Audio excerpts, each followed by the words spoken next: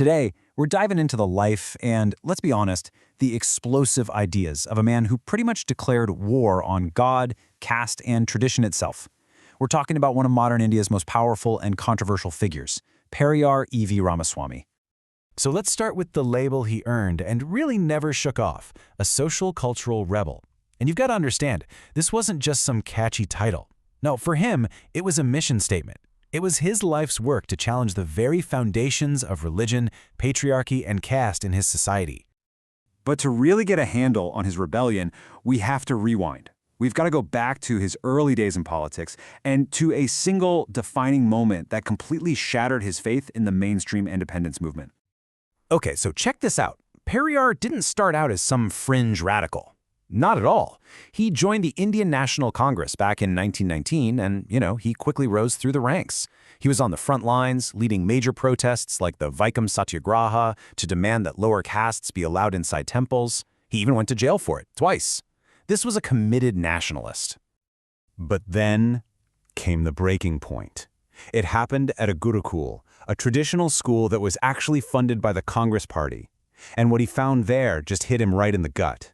He discovered that non-Brahmin kids were being forced to eat separately from their Brahmin classmates. For Periyar, this wasn't just hypocrisy. It was this moment of absolute, searing clarity. And you can bet he didn't stay quiet. He protested, and he protested fiercely. But he felt like he was hitting a brick wall. He believed the Congress leadership and, even Mahatma Gandhi were ultimately siding with the Brahmin orthodoxy. He saw this not as some one-off incident, but as the final, damning proof that the party was never truly going to challenge the deep-rooted hypocrisy of the caste system. And that was it. That feeling of profound disillusionment led to a definitive break. In 1925, Periyar just walked away from the Congress Party for good, setting himself on a much more radical and independent path. Now this is where it gets really interesting, because his ideas then went head-to-head with Mahatma Gandhi's. And lucky for us, their dialogues from 1927 were recorded, so we get a front-row seat to one of the great ideological battles of the 20th century. The whole debate really boiled down to a question Periyar himself posed, a question so fundamental, so audacious, it framed their entire conversation. Why was he an opponent of Hinduism? And Periyar's opening shot? Wow.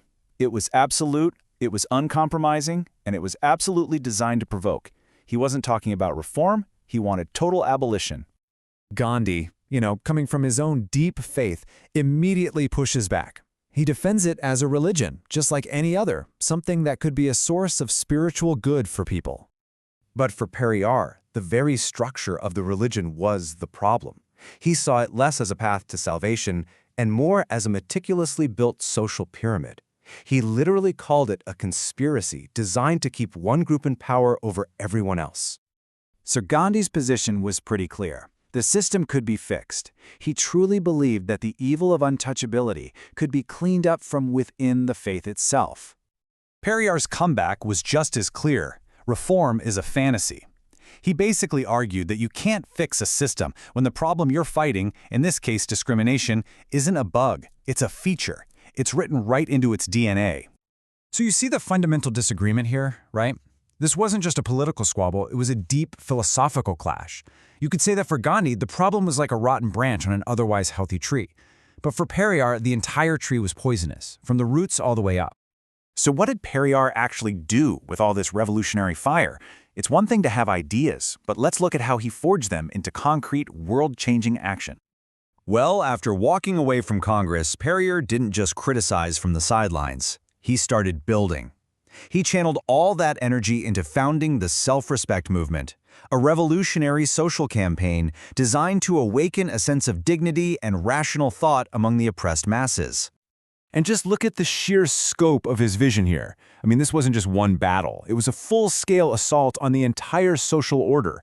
He attacked the very foundations of the caste system, he championed women's rights in a deeply patriarchal society, and he fought to replace what he saw as blinding superstition with the clear light of reason. Through decades of tireless, and let's be real, often relentless activism, Periyar cemented his place as one of India's most formidable social reformers. He fought for his vision of an equal society right up until his death at the ripe old age of 94. And that brings us to our final thought. Periyar is still a lightning rod, a figure of immense controversy even today. His methods were confrontational, his words were often incendiary, which leaves us with a really provocative question. In the fight for true social justice, is it enough to just politely reform a broken system, or are there times when the only real answer is to tear it all down and start over?